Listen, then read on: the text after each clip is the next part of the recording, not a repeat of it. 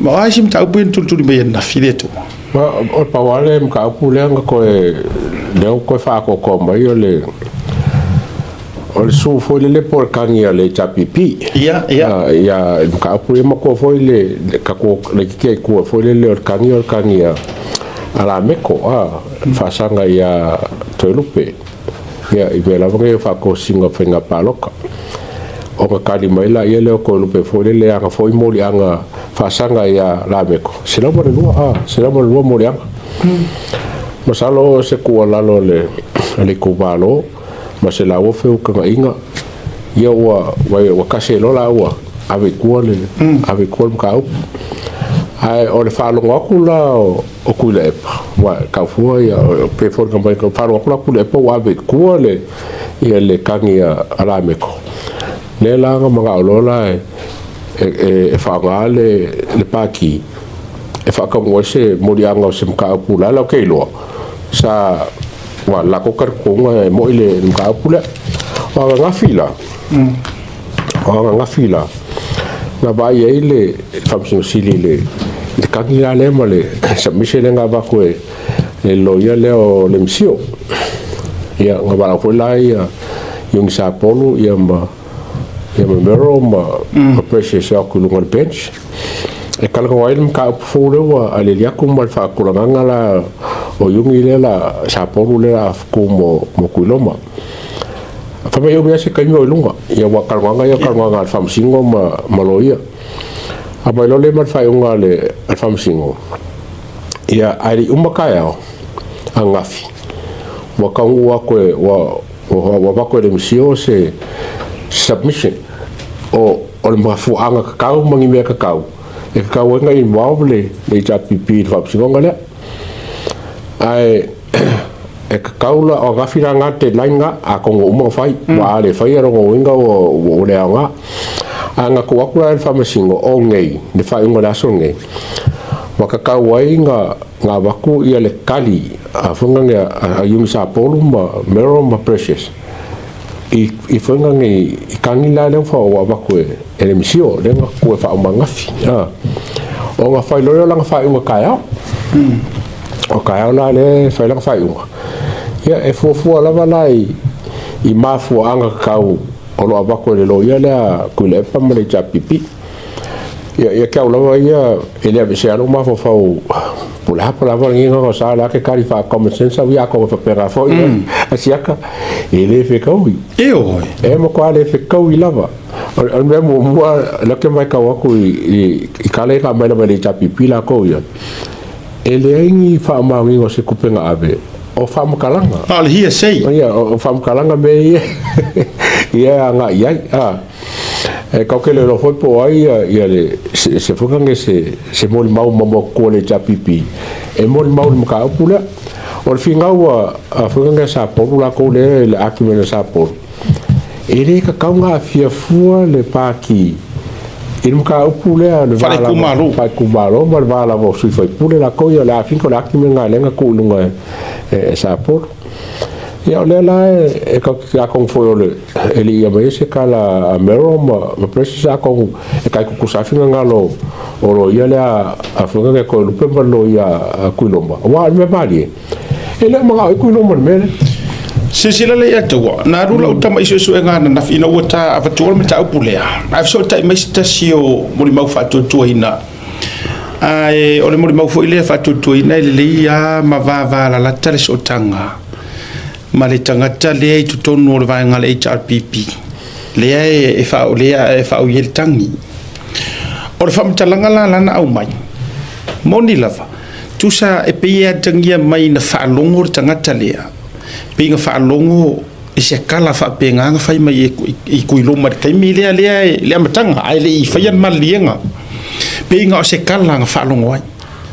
o le fa la mo fa tala na tau fa si fete na inga la vale HRPP langa ile ifia manga orkan kale halo mori mau tangata le pe your key witness o le mau mai fa metalanga ele o mana o ya lo mori mau lenga o lainga ke iloa le kua paka kua ia mea ele iva ai se la wafi ele iva ai se ri sikio se la wafi nga o kala ko nga mela le tu fa pe o ka u e mafaianga o lako fa kia misa ma Oscar le ya mafukau kai au tole mai va mara ka mo le ya ka wa mai le ya ka wa a ula ku ke mo mau ya le mele mo lo sfuru afi kai mo it's just emotions foi ngale la pe wo ka kango tu sa e kangia mai fa pe ngar mele alu lo le o le or kanga kalia ka uloi o yang kama HRPP le la vea mai ai ma fai lau kusere HRPP wa pe kasi nga kanga kare ku ma lo sir mele alu lo fa makala ye le la un ai ma lo sia ya le or kanga kare fa ka ko lo la fer mele nga ko nga ka o kia o nga ka apa ya ko le wa chau sa wa or ngala wa le mo mai fa tala o to musu nga ka fiu ka wanga a o le fiaru kanga kare la nga pe nga ongi pe o foi le wana oni tala le vai male usunga a le o fa le o ai foi ko mo fa lave o le me piko ile anga me le tu lo la tala le o le la aseta ile presence e ala wai pa ki e sao ko mo me ia pe a fa isa ele sa on fa me le a mo su i mo so pa ki kusa o le whaka ika inga le leilea pe a wha pe o whekua i ere lea lono winga ele e so oi ma le si whainga parokari a kaua ele koe mo o mia fua le alu o le sui e sure sui wa sua kua e paki wa kou sila la ele leanga o le mere la ongi a mo sui e o soar paki e o soar paki onga o le mamangkua o le alavar kua pakakua o le tau te whaatau ai a sau alu ngai so ka ngor va kele sa moa ai fa o ar melia ma ko lau ma su e ma ko mo mau ma uma enga o fero nga ku pa ku e seti i le presence e seti i kusa e fa kulanga i le si fa vai fo mongi keise so lumanga a wa foi la nga musu o su e o le bu fai ka ko ma lienga o ngor ka ko le ku malo le o ka malidi la ko aveia o ku ai fa wa o e se i umorngai ai nga vai mai ya o pa ki o fai de melia filosofi mai ro mai o ia ai musu fai le la ma ko fai a o la ofisili la o ke fisili no ko o mai le fa le angar ma vale le ko ko ngor umari ku malo ko e o ko ku malo mar ko pa ki pe kesa por fast po fielo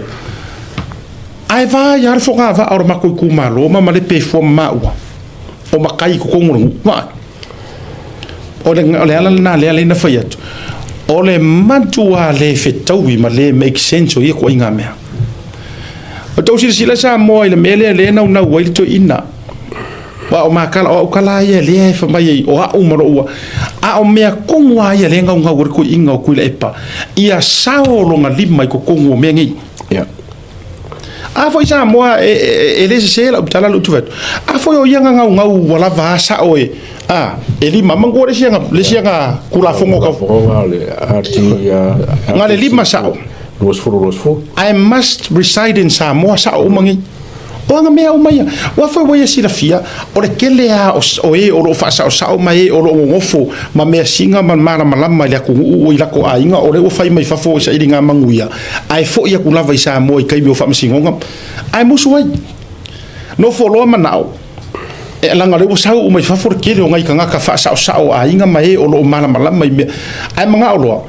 ekipi moku a ere ngofo isa mo ele mfenga u kala sa msingonga bayanga mea o le ala nga fe au i mea ia ainga ele se fe au skula e pai mea faro ko fale ainga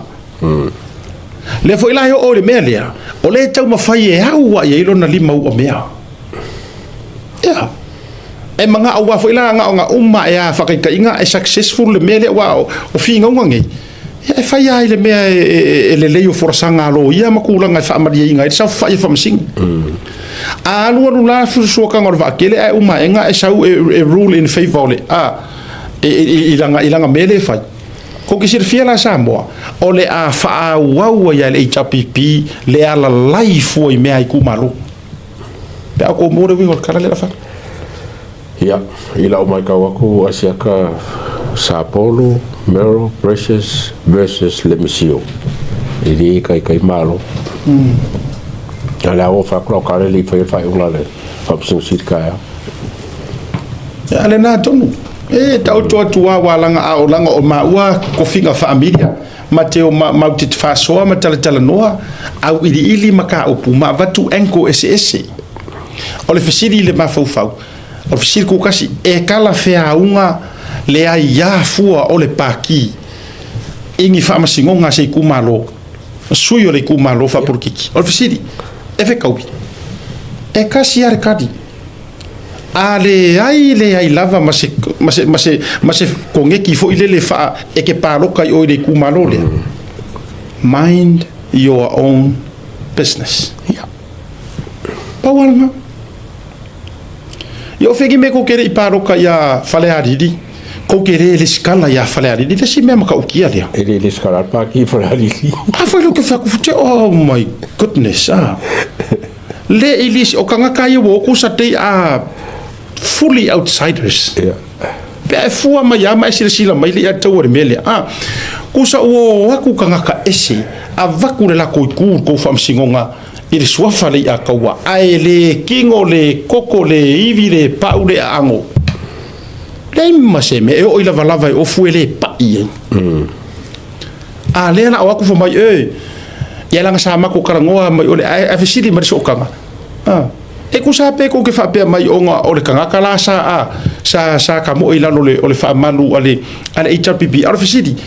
o ko le sikala o ile ku malo le anga e malo si aku le fa masingonga ale ku malo sui o le ku malo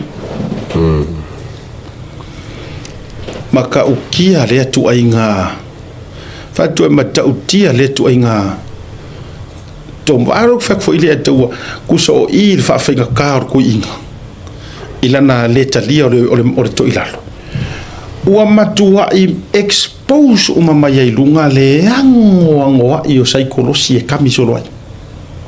Saulia. Ai la le o tau sila sa moa. A le o sila o matou va ai. Le ua ea famsingonga ai saunga. Wa le longa se ai va ai nei se tatou le ataua. E se ka ban mele lo I lo fatu sai na tu lo le fale o tutulu. Fai aku le puru o ia ma ko fainga ia ka ki ala fare o walanga o lau a fare apa ku kuru fa ma wa puru ka muile me ka pungi ku ai puru le ai singa ele fa ma wa singa fa tu fainga tangata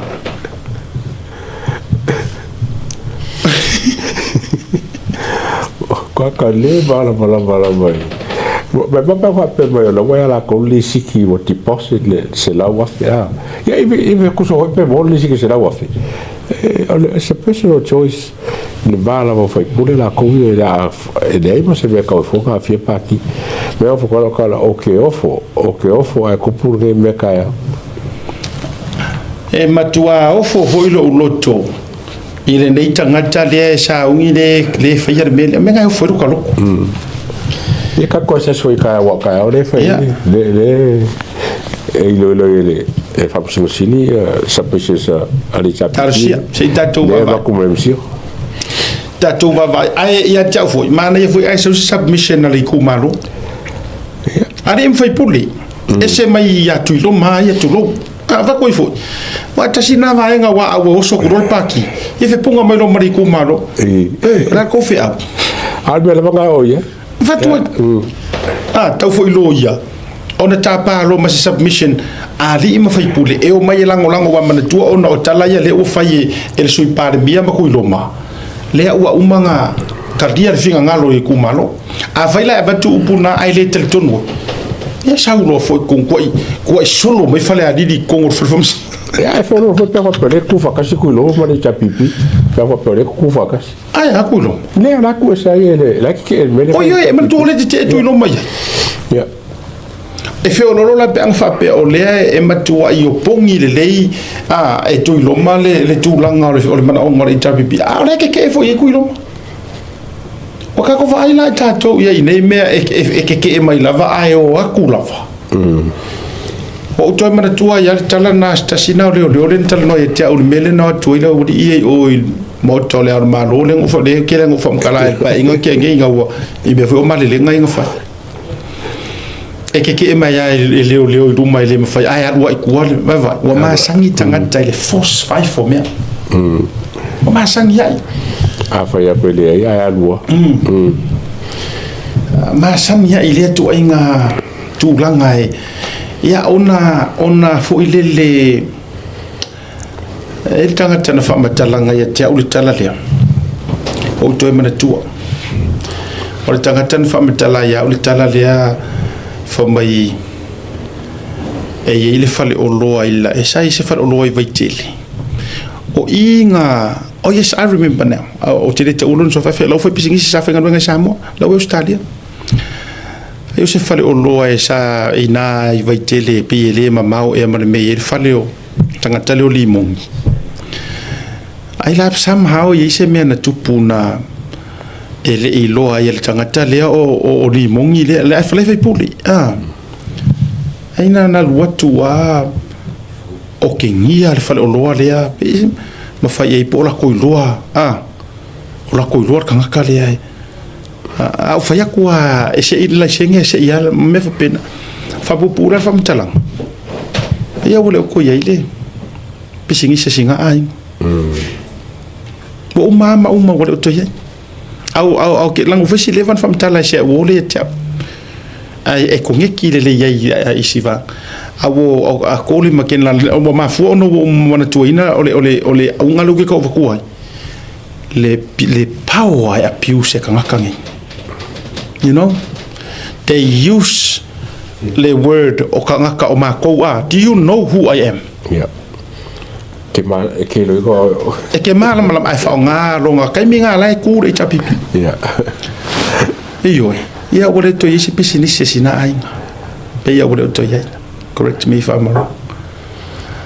o ma fu no mana tu va velte mileni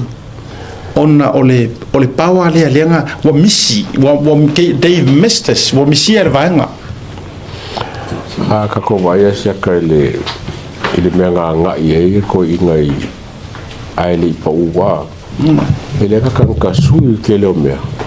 awa fai uma la me ingai fai ngo fia ka ngo ia sawa le al balo par mia fo kalai o par famosingo o mkanga runga ese ya masalo ke mi ya pe fast food wala ku mauli le fast ar ko kero ka runga la vai ko in okay aka isi kai viva ma hori asia ka masalo ka fa per ke mi le ku le ku ngo fa penge wole se waki fole le waki fole le banco pa pengo le se waki awo ku nga fa ka ke le a ku o ngai o ku le ma fa so Malaysia wo e o mau Wellington ni sai se vai termina o Samoa ma avesanga investor o te fa so atu nei tala lai lau te io inga le lei ma fa longo le mai o le wo lo al menga na ola Samoa a par bia sunga tulepa mingiska o fatoanga ia lopo le mai ya sau mai la tala sia wole na ola malana investor o tangata millionaire e mai Asia na ole fana no ta inga ole investor le na o ya tulepa e fia mana ole te malo saina na te fausia se falia ta like sole skakisi e faia ya le tuna I Samoa matulanga ai makeki la mau ave makeki fafo na ole ya tula e pa fa mai lo e tula e pa ya o ya mingskar ke minga ya le fe po te lo la o fafo o fafo ma te mine nei la remember trying to remember mele o fe to ha mai le tala ina o atu okay mai loa ma mai fasino loa tu o mele fria le ke mingi ma fasingo le luanga ingo le li fonga ngai ku fa le por ngu me fa pena fasino ye nga le no fonga okay me uma ore afa ye nga ole ako ku nga fa ya makaile just something to start with mai le sia wo Samoa ai makekingo sa va iyo ai te ufa mai lo le masia uso ia umarola ia fa ko mai le akule pa mero ko inga ia o kako faile pisela ko tina foile le faiskasio o fale ainga hotel ngai kai songi la ule ta ua foile ia ma ia kula malanga investor sole la ku la fo master mai limo lirpo la wai ainga ia man mingi ska fa ko anga kai minga ma atu rola ia pese celebration foile longo winga fo ringa mai o lewa ma atu ala ia la to filo pa ua me ngo fia ilo ngo fia fa longo po le atonu me le la ta o toile ai fe melitala anga i fola bori e fai markala ia vai fai le sainga se ongo milion ai ki vier ko inga fai ngo filo lo meu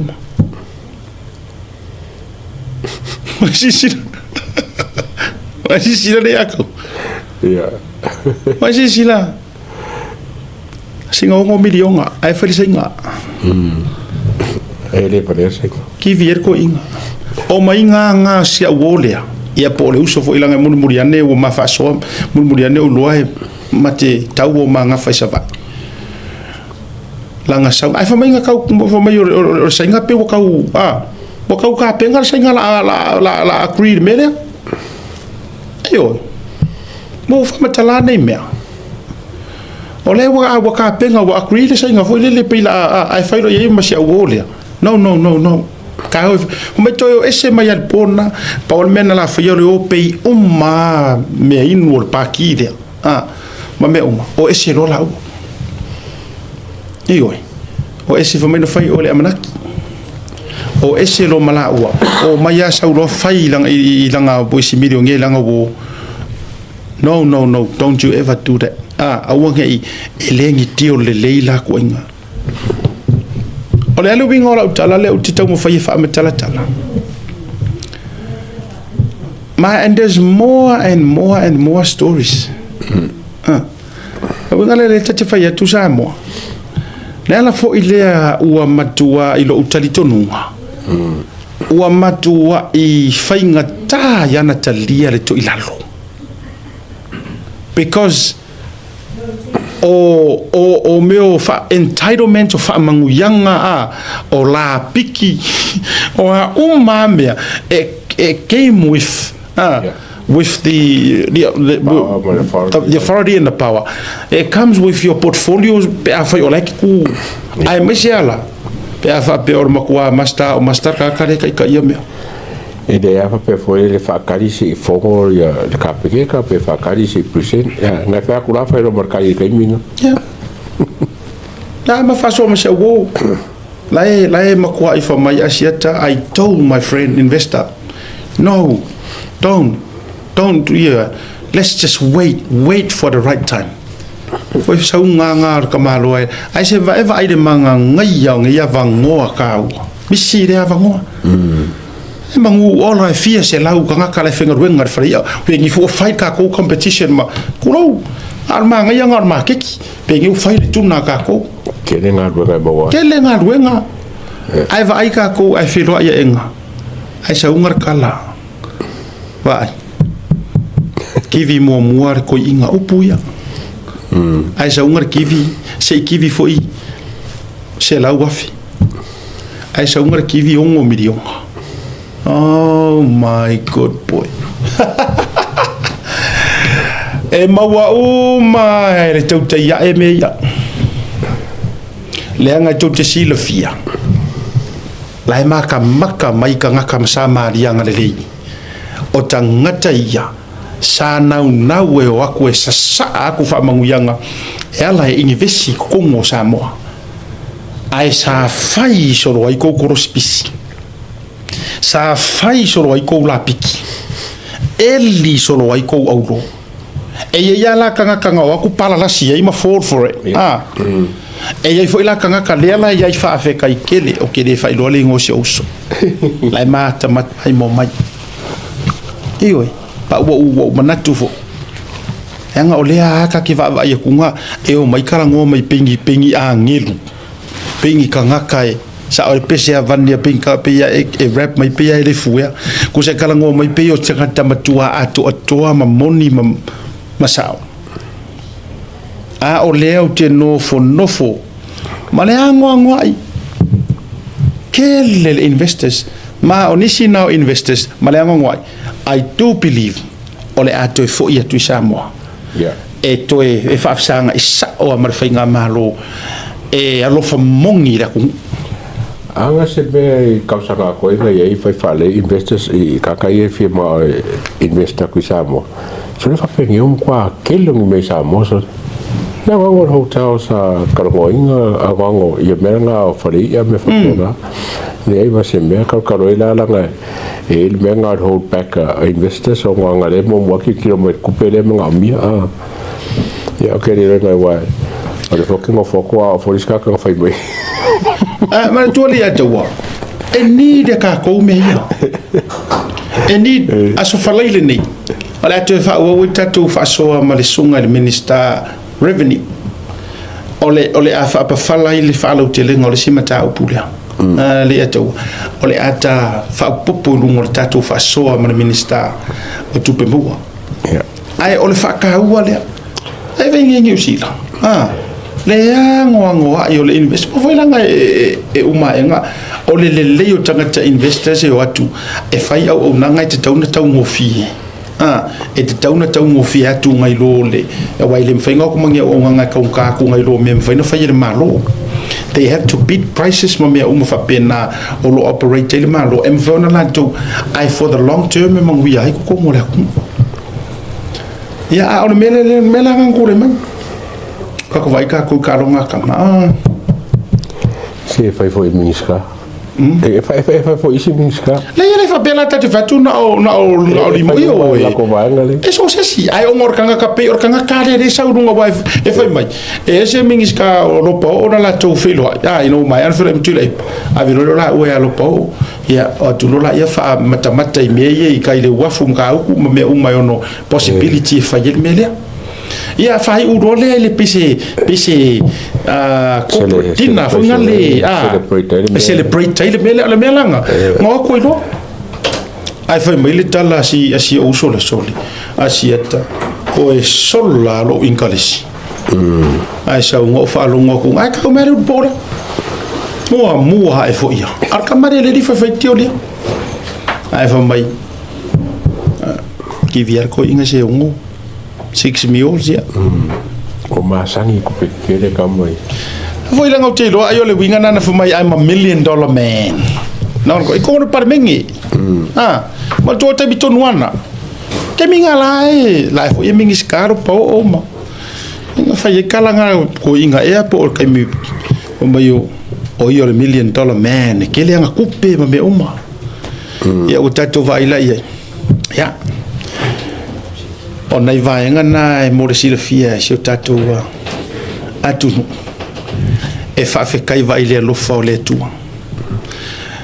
le to fa tu la tala le nei mana ia fo ia si mato leadership le pona mai al tatu ole fa ka wa inga ole melia ole fa vai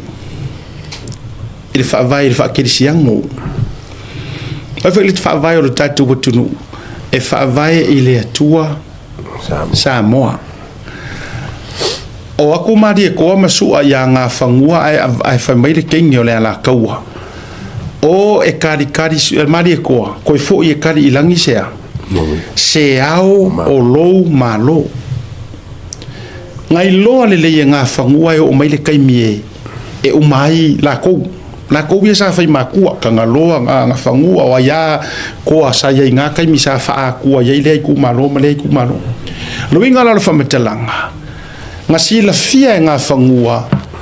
le kai mi ole a o ku ile mala malamo Yesu isa mo fai lo ya malieto ya o uma ku wa mai ai sau nga susu karikadi ilangi se ro malo lo winga la fa metelanga ka mo lor kala le Kongo Samoa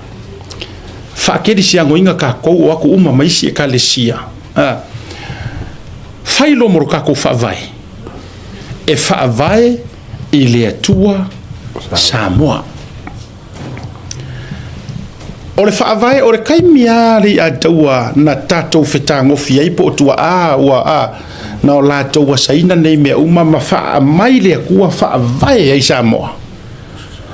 o le kaimi fo ile nga le nga o sier ka ko fe nga male kua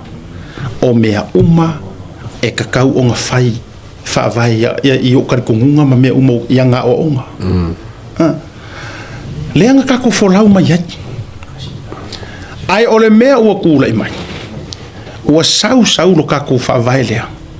o ka ko se male kua to me o ke koe whai aku foi la ukalango a langa ai 5 years ago o le malo ua kula i mai li kaiming i le fast loa whirua kasi ngā ka penga e lea kua e koe whaafo i sa moa i ake ia whether you like it or not o ele ke le karikongu o le mafua angana ngā koe o sofia ai mo ngā luanga malanga pa ia finga ngalo fai au o fai langia la ko folonga mangisi o fai au kai kai karisia e fau ko inga la au le male toa adu le fa ku se paki ia ke longa ke si fianga e ai filo ko ngole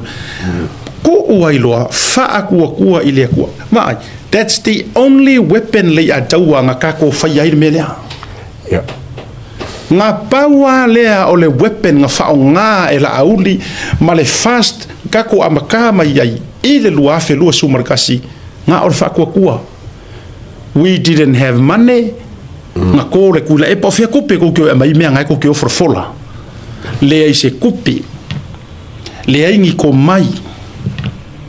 lea ingi ka ngaka fo i o kukungu whape o se pāki makaukia e o ese mai kula e pa fasu fiku nga koru ko far banga le ingi milionea le ingi milionea ai nga sila fia ele akua o se ese le HRPP ele o sa moa o se ese le HRPP maia ale mangingo ile avenga o fai fi au fai la fonga ave fa masingonga o i le fa vai papa ka kaunga ko sila ye o ko wi HRPP pe afai ko ki fia ka ngoi maka upsisiti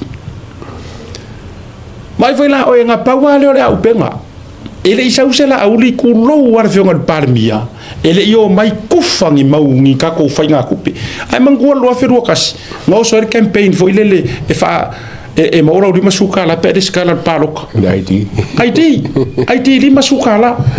no so ai menga HRPP ai pawa le mena fai le la aude male to ma ila to nga filfili la uva nga kaimi o e kau alanga pe ore alanga ayoange le vao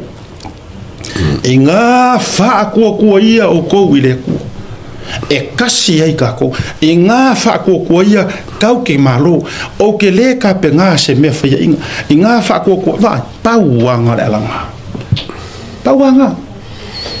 ele yo aku fa pe yo le kulo wa ko ya fe pe yo Donald Trump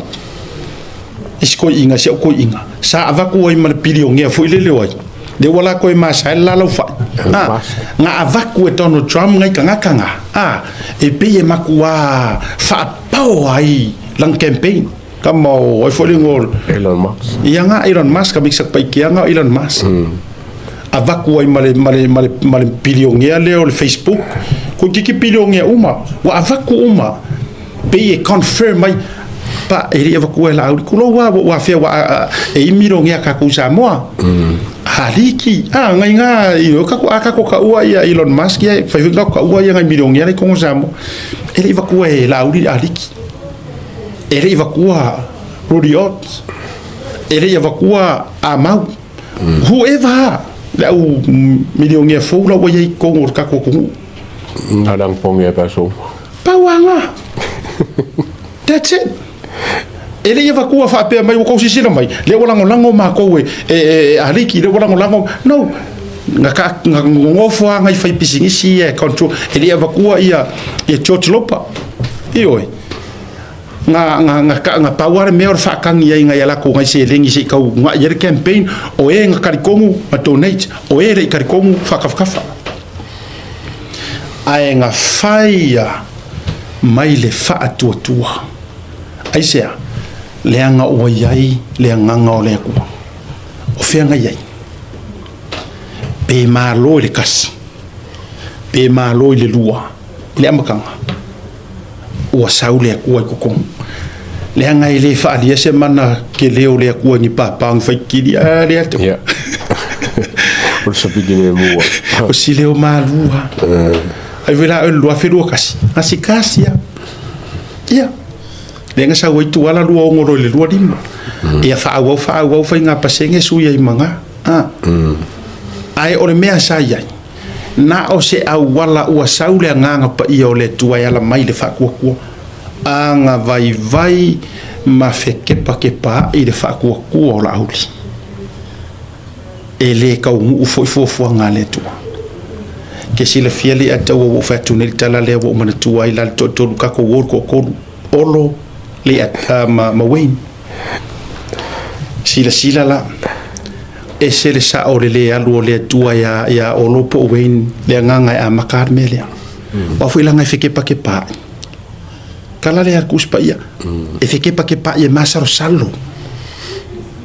vai foi anga fa pe e sualo le la fa ku mau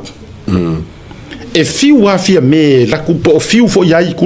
po ai mai i sia wadi ia nga muri e fiu a ka so fa ku la ko e ku mau wai le anga ua mausalilo la fa ku o la ko mala u de ku fa kas ai o le kaimi nga fekepa kepa ia i pe ke lu ngor sami ma ngotolo wale se fa ku ai nga fa Yesu sa vali mai sauroa sa vali mai Fo sa vali Yesu ngor sami o mi kula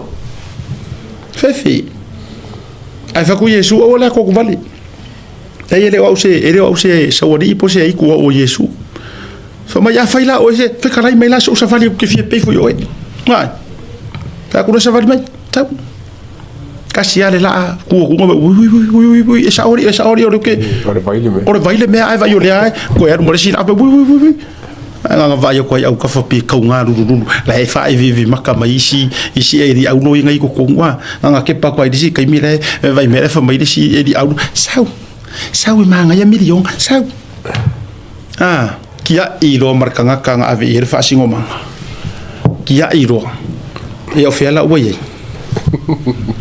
mango wa mai nga fo ko vai ma ka ring sai ya fa ka bala fo ya sa orele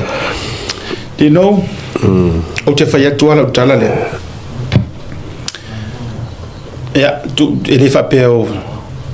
mai maunga ya o te le po o ya ele aru kere so ma fo ya la king lo bla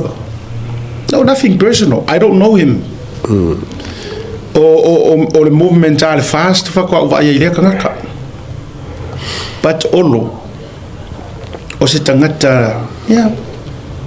personal ese lo fai kanga o se tangata foi e anga mali o se kanga when you know all of lele behind the scene yeah he's a very very relax ever kaka e makua io ai pangalia pawale o le mea na lape a ona ua le tu mau le fatuatua e kuku fakasi mala auli pawanga awa o le upumoni anga kuku mala auli ya o le sui pare mia ya papengile sui pare mia ya o ya ro foi ke wa anga le mala o mai la manga ro le lo por palmia ya wa ka ke e fa pena o ma e tau te pisa o le to la audi e di se kanga e le por palmia e ka ko vai ro le palmia pe ya palmia ya pe e un ka ko vai se me ka kia palmia foi le afatem fatoi whichever may happen Pero fengo sui pan me ifa pe lo laudi ia vai o reuso le la wa maka ko sia ka go fo inga lo mare afa ya fa kingi o ere si lo mare afa mai ya e pangali la na e tangi ai le fatu male ele le alofa ele uso ya e faila ukala le e nano ta fai atu e au ka ko ye me mama wa ka wo fu sika fa so le ma mi fu motato le ainga fast ai la ngor fa so vo te le no ta mo mai anga i tangata na i tatu sui o mata fali ya si o kasi ma fe kasi mai ya ka ko fast re to kafe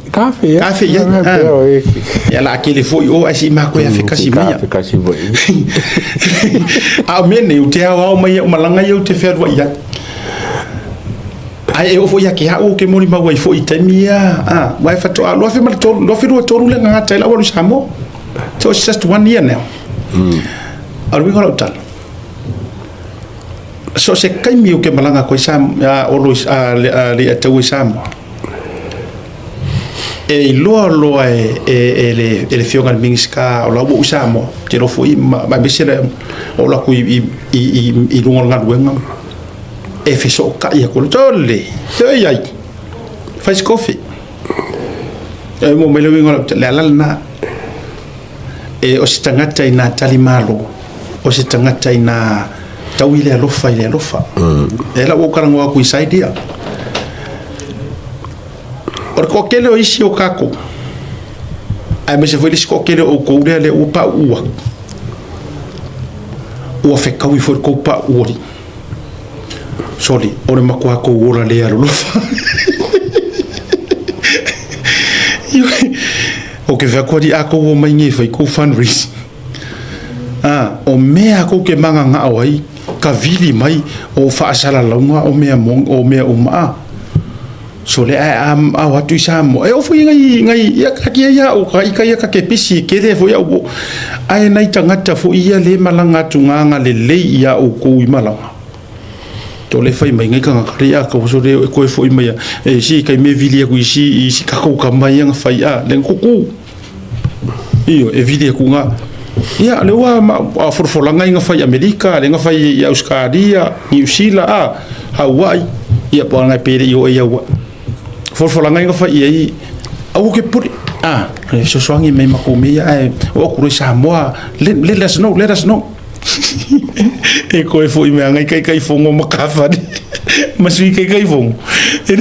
e o mai no posta ko runga kala ko ai fa ka kangi ke fongo wa ko foi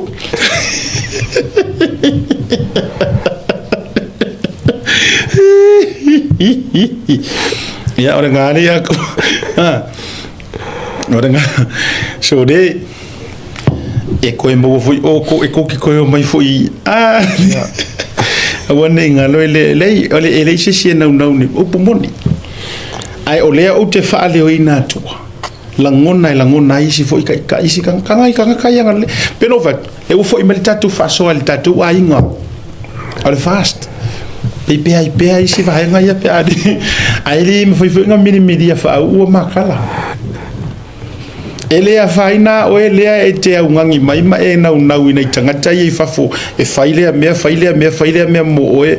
ma lo fa ko faisi fa sa mo me ele a faina pe amalanga tangata na isa mo te o isa mo la ke malanga isa fongo po ya melhor foi a kwanga ki sa vai na ki kuwa a to foi mana tangata te fa le ngo ya ole na ya ole kafe ngare kafe vai la i pale ngiar be ale fa pale gilia ngai ka bola pa ya ele be se ka lo foi ka lo foi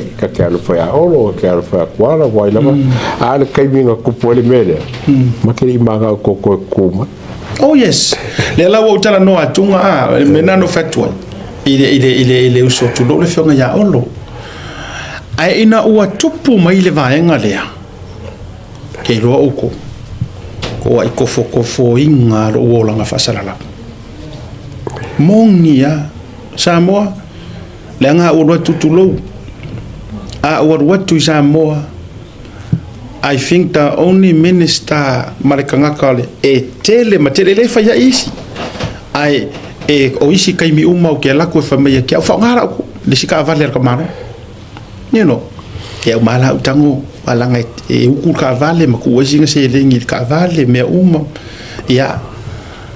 no ayo o tulanga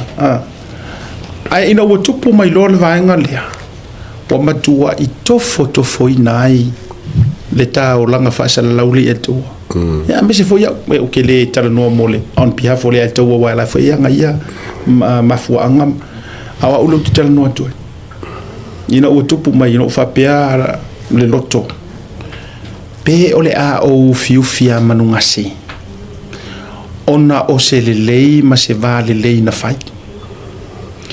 Pe o le a o tautala I le amiotonu. Ina ia uma enga ka penganga ia nga saungi ai sa moa I whainga paroka. Ua whaalia le amiokongu le atua. Ia. Nalala nana le ona o whapelo loto. Ia o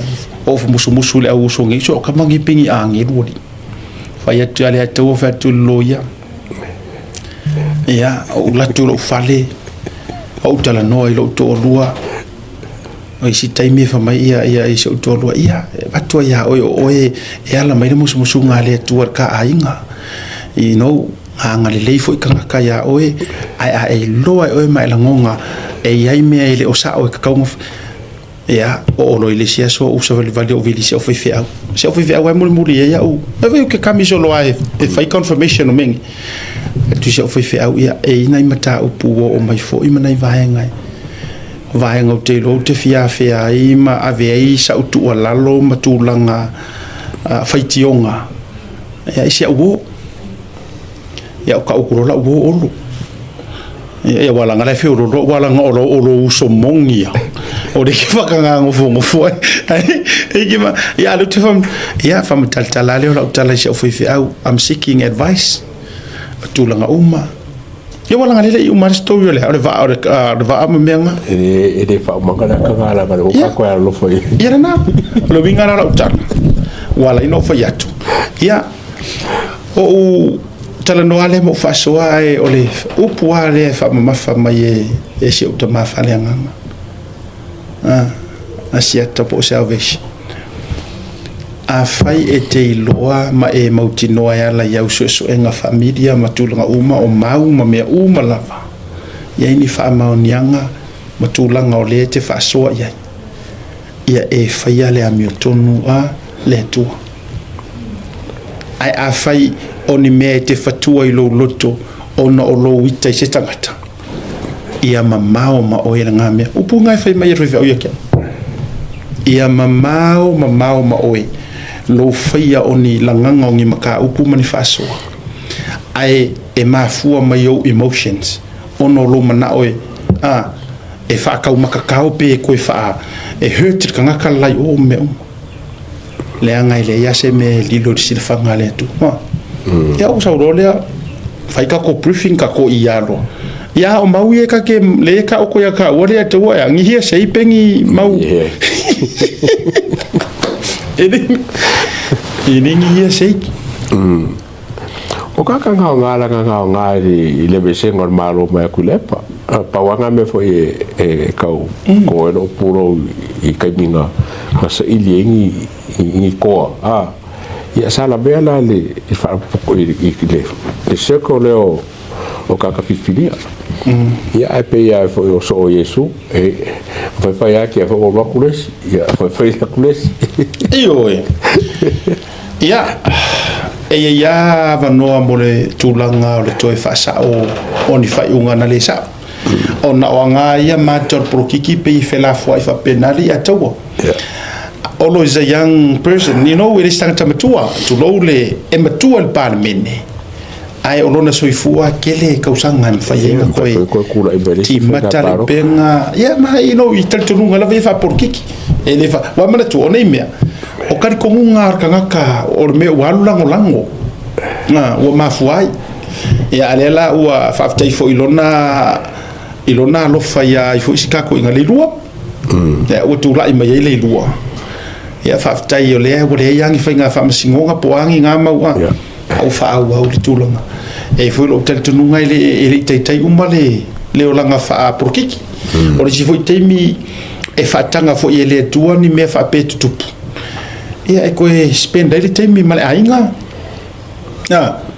ia me se fo tulanga o ko vai ko ri pe e ka kanga mai te ori por verso elen te do po to fo isunga I le sa ve mix ka le si ka friend fa walo ya ko fo ko ni ko vai ko pe nga po me songa ka e la to ta tanga tan po mai I sei Nancy le palisi I amato mru e ora ko fi po ka mix ka ya se wiki ka ele me are o le ko ka vo fa ti o ti o to ma vo le mix ka nga me e pole o pe ma vo ye e au tau I jera mo le mo se ma ku ko so ka inga ya ele faina paulo vaenga o le tulanga ya po pa fa yo le fa o pe nei ya o se abo inus ka koki ma ku le ko e va pe vai ya fa walo o rodi do e ke ro fai mai di wo lai na mafua ono wo to le tu fatas awanga mo mafua o ko le fai mesa ko compromissi da ku o le ala foi na tati to fa manatu ma to fa fangu pea to lo ile fast la vaia to lo le fiore time o le ka ku I male fa manatu o le atu ua ia manko le leo le ko manko le leo I kiuke ko kau ave o ki fa pe o ko pong sar vai le ko e kawa ko fa longo le leo fa ka fa se me fa ina keita la ngaro ka ma le fina ngaro le ko ia ma le fina ngaro la ke le ka mo le ko ko ke ko mo o ku la ko le si ku ma mi le si ku ia fa ka ia le me ngaso fa ka ia